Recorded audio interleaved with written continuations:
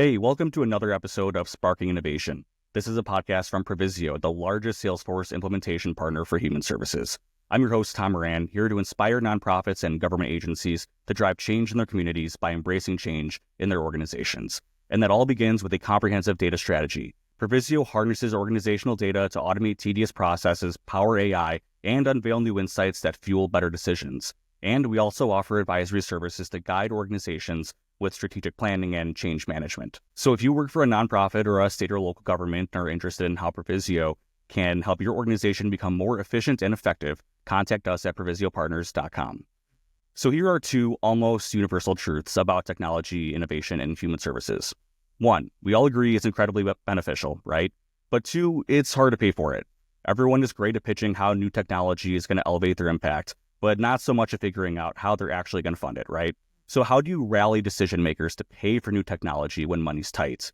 And after that, how do you sustainably fund it going forward? So I'm thrilled that Chris Shue is joining us today to offer his insights on this. He's the co-CEO of Trellus, a Provisio client that provides services to immigrants and refugees like charter school education, adult literacy programs, workforce development, and behavioral health services. Provisio consolidated Trellus's vast amounts of data, which was scattered across a ton of platforms, into a single Salesforce case management system. And we're also helping them harness Tableau to visualize their data. Tableau is a really cool technology, and we'll discuss that on a later episode. Also joining me is Craig Maki, Chief Strategy Officer here at Provisio. Thank you so much for joining me. Thanks for having me. Hey, so Chris, tell us a bit more about Trellus and how the organization has embraced new technology to create better processes and better outcomes. Thanks again for having me. And, we're proud to be here on behalf of Trellus, but certainly would be remiss to not acknowledge that it's an entire team. I just get to be the spokesperson.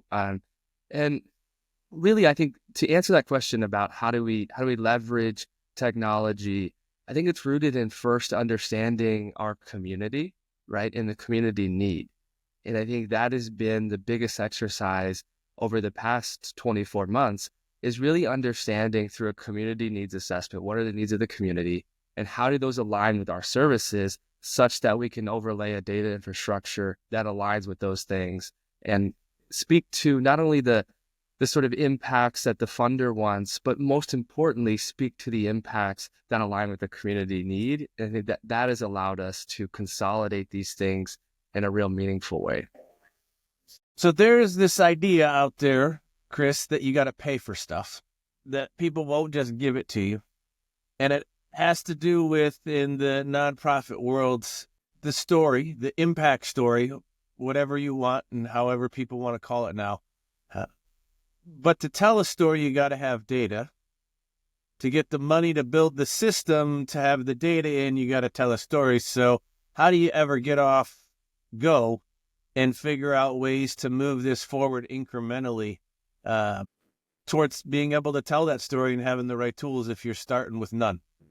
Yeah, that's key, right? Like, how do you do something that requires funding, but in order to do the thing to get the funding, it's a circle that you're on. And I think you raised the right point, is you have to start small, right? And that has to be like, you can't eat an elephant in one bite, right? And I think that there's a couple of things. One, you have to have the right data partner, right? That understands your mission, because what can't get lost in all of this is that we're mission-driven organizations and our data infrastructure needs to support those things.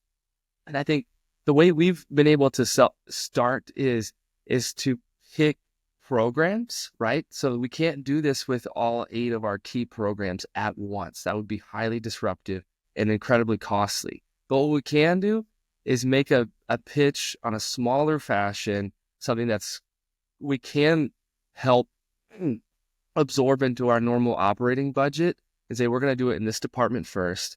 And then you have a use case that then begins to solicit more funding. And then not only the funding part, perhaps even harder is getting your internal staff to change and adopt it. And I think when you start to do that in an iterative process, not only does the funding sort of catch up, but also the change management pieces internally are far less laborious when you do that. And that's been our approach, and it's worked quite well. So when you're applying for new grants, how do you convince potential funders to write that check for technology? What is your elevator pitch? And, because obviously they're going to view it probably as a luxury and not necessarily a necessity. I'm assuming that Trellus views it very differently. Yeah. So I think there's two ways to approach it. And if I can take two answers to that question, because I think there's a more compelling and a less compelling answer. I'll start with the less compelling. And the less compelling is to see it as a transaction, which is to say, Chris is going to go make a pitch for why you should implement X software, right? And solicit funding for that as a one-to-one thing. Help me fund this software because I need it. That happens a lot. And unfortunately, I feel like that's less compelling. Not only is it less compelling from a funder perspective, but it's highly problematic from a sustainability perspective, because it's very difficult to get those initial seed capital type of grants recurring. And we well know that operating costs for technology are annual. So what I think is a more compelling case is to make the case at the outset that these data tools are vital for fulfilling the purpose of the grant.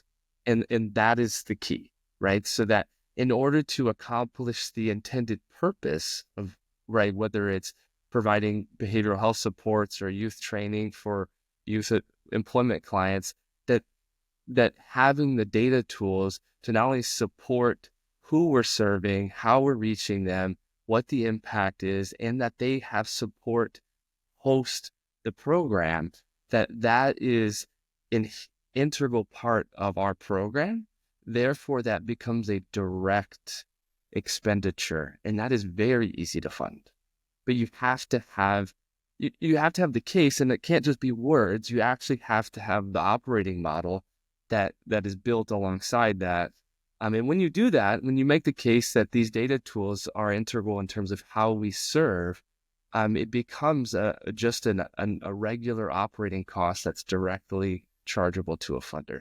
I know that was a longer answer, but I think that is where we have to get to, is viewing these things as operating costs that are integral to our programs, and not that there's some, big ticket items we're going to go ask someone to pay for and hope we get it.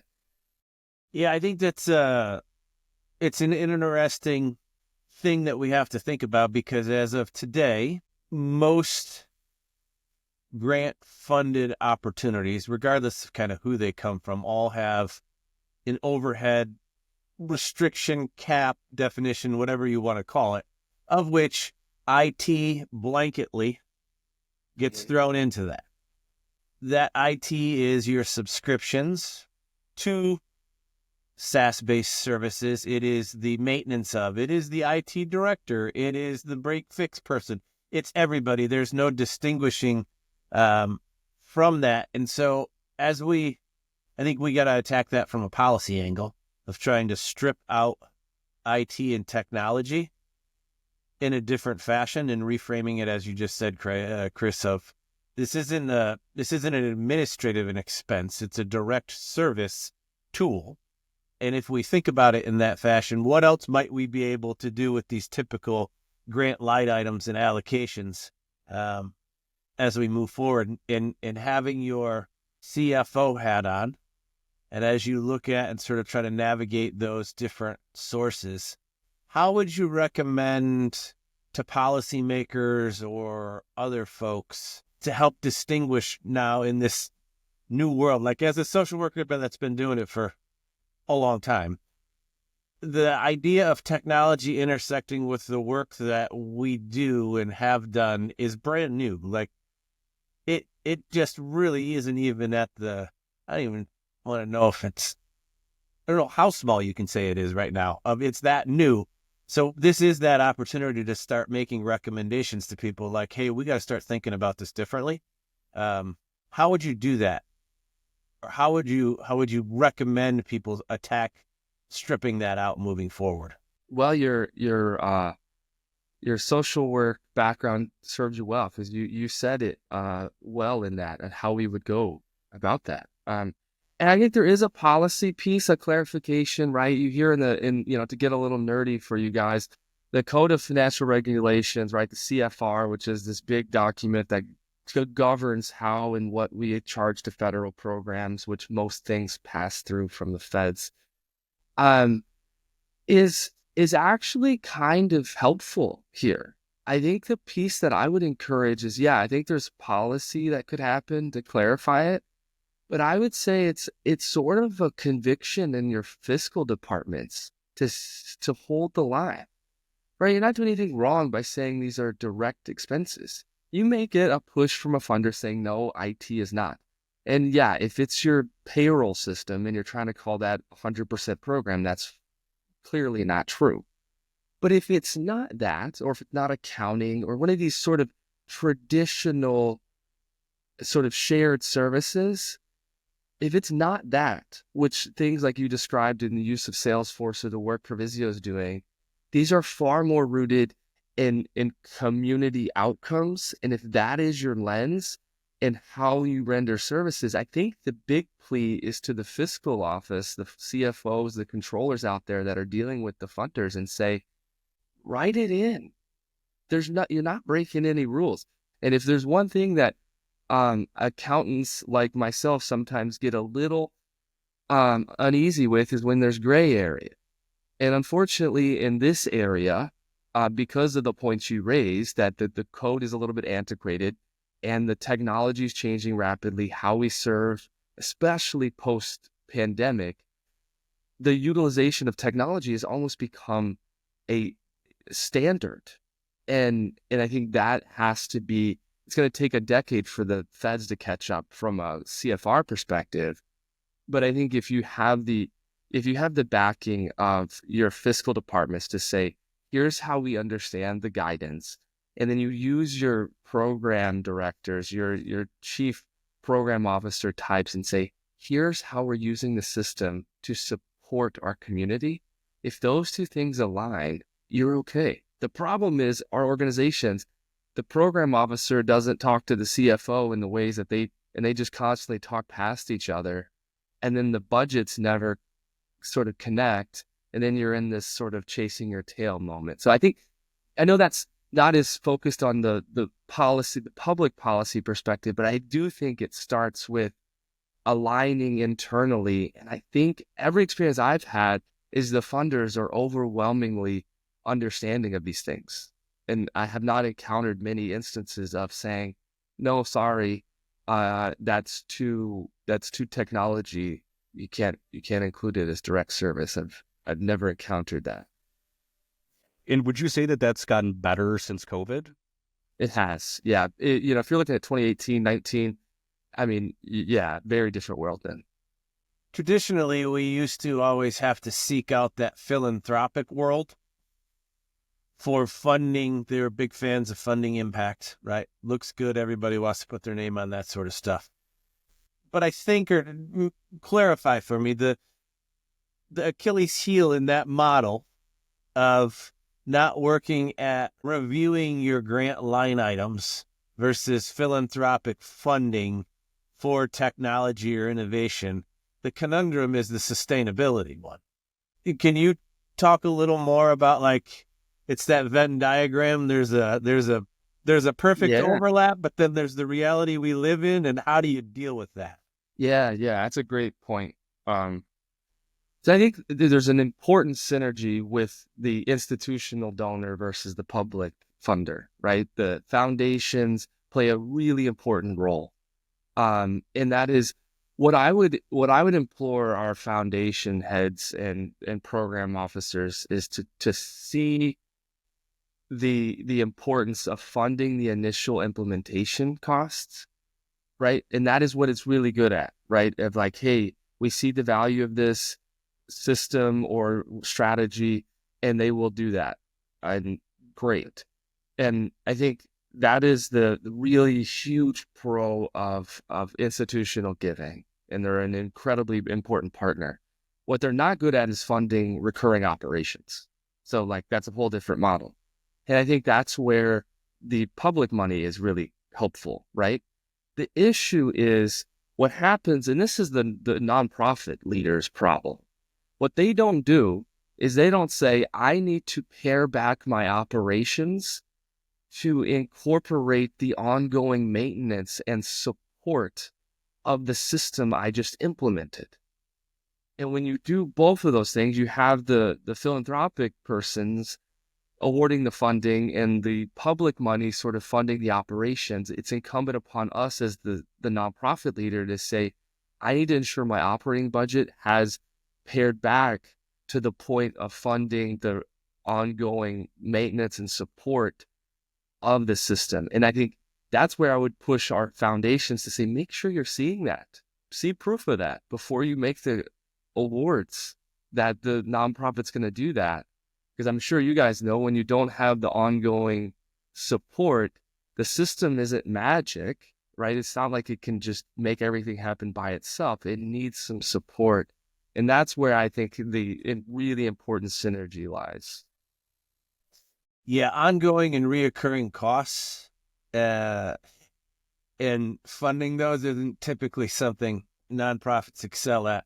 That planning part versus if it ain't broke, do we need to fix it this year? And what's your experience been because that's a complete mind shift, right? When prior to this world, you were an auditor and an accountant, and you've seen every side of the finances of or many organizations. And that recurring cost is not just an atypical behavior. That's kind of just what it is. Mm-hmm. How has your experience been trying to shift the mentality of the leadership inside of organizations and board members to think about computers, technology in a totally different way, that it's not just a one and done. It requires attention, money, and all of those things on an ongoing basis? Yeah. There's no magic answer to that, but I think it starts with a desire to be professionally managed, right? And that doesn't mean controlled. And I think that's an important distinction, right? That unfortunately a lot of nonprofit leaders and boards get stuck in this rote tradition, and they're highly inefficient, and they're just not professionally run. And I think that is not a slight on them, but I think it's incumbent upon the leaders to understand that technology is not an enemy. It's not coming for everyone's job, or to make sure it's going to remove our mission or any of that stuff. But I think the really, really important part is when leveraged appropriately, it actually makes your mission more efficient and impactful. And I think if a organization leader doesn't have a desire to be professionally managed, partnerships with people like Provisio or their board are going to be useless, right? And I think that is the key, is professional management does not mean we are for profit. It doesn't mean we're devoid of a mission. It just means we're interested in innovation, efficiency, and impact. And that is important. And if your board's not on board with it, you're going to have a hard time changing. And unfortunately, that's the problem. And then when they're not on, I think the only thing I'll add to that is, even if you have a resistant board, fortunately for me, I don't have that, thankfully, but I know some organizations do, that doesn't mean give up. That means, just like we said it before, you got to have use cases. Take a small part of your organization that isn't going to disrupt a lot of things and just show a use case of how leveraging technology provides additional supports. It'll actually provide more resources, ironically. It's just you have to dip your toe in the water. And I think when we do that, we'll realize that it's going to be okay, and doesn't signal the end. And generally people come along once they start to see it, they can interact with it. It just takes time. In your sort of the data world, and we talk about telling the impact story, that's generally the things that we've done, people we've served, how it connects, possibly heading down that causal highway that we're all chasing, like this plus this will equal that, which with humans, we all know it's kind of ish, sort of. It's directional. How have you guys embraced the white space between the community needs assessment that tells you they're the impact as we traditionally think of it, the what you're doing. But then there's the gap.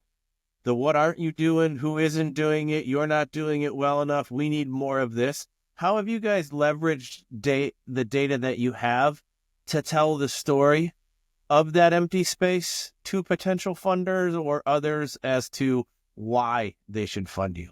Hey, yeah, great question. Thanks for that question. And I think there's a couple of things there, and I'll use one. I'll use two parts of our organization, and they just happen to be the closest to me personally. That's probably why they come up first. And so I think there's as we well know, if we've experienced it locally here in Chicago, there's a heightened need for language access and language training. So adult literacy services, more important than ever. And I think one of the things that happens, right? Like you'll see that, the community needs language access, whether that's translation or whether that's instruction, whatever the case is. And then we have organizations popping up just providing the literacy services, right? And I think one thing that I'm most proud of our team is to say that, sure, you could measure that and say then X number of people have greater proficiency in English, right? And that's a success. But I think to your point, Craig, I think what we try to do is to say, that's great and that's important, but we want to tie why, right? Why is that such an important? Because we know the single biggest barrier to vocational achievement, so employment, is language proficiency, right? So what we want to do is say, hey, is there a bridge from our adult education and our adult employment whereby we not only are measuring and supporting all that our funder cares about, which is proficiency of English, but how does that proficiency translate to career mobility and more competitive wages? And how does that move forward with the sort of the cycles of poverty and dependence? And those sorts of things, as we start to move, when we say we integrate these services, starts to give us, I think, and I feel a more compelling case to why you should fund us is we're not doing these things in isolation with a single sort of symptom as our focus, but rather trying to take a more integrated approach to leading to some more systemic changes and supports for our families. Now, I'll be really candid. The downside of what I just explained, I think it sounds good and we're really passionate about it, but you cannot do, if it's not a numbers game when you take that approach, right? It's not going to be 1 million people that are going through that. The numbers that you're able to support are far fewer than if you were just trying to crank out ESL classes and teach people English. And I think that's the tension, right? Of trying to take a more holistic view that are actually addressing the systemic issues that are causing these things rather than just addressing one piece of it. And I think that's exactly how you've got to have a data infrastructure that'll show you how those things are moving in order not to justify that. And if you don't have that data infrastructure, you're going to have a real hard time justifying that case to any potential funder or even your board, because it is more costly to do those sorts of things. Yeah, it's important to develop that data infrastructure as soon as possible, because otherwise you're definitely not setting yourself up for success down the road. So Chris and Craig, thank you so much for joining this episode of Sparking Innovation. Thank you. Yeah. And hey, remember that Provisio doesn't just harness data to automate processes and fuel AI and reveal new insights. We also provide advisory services to help overcome strategy hurdles, like sustainably funding technology. If this episode resonated with you, contact us at provisiopartners.com to learn how we can help. You can also find our website in the show description. Subscribe to this podcast to catch the next episode of Sparking Innovation. Thanks for listening.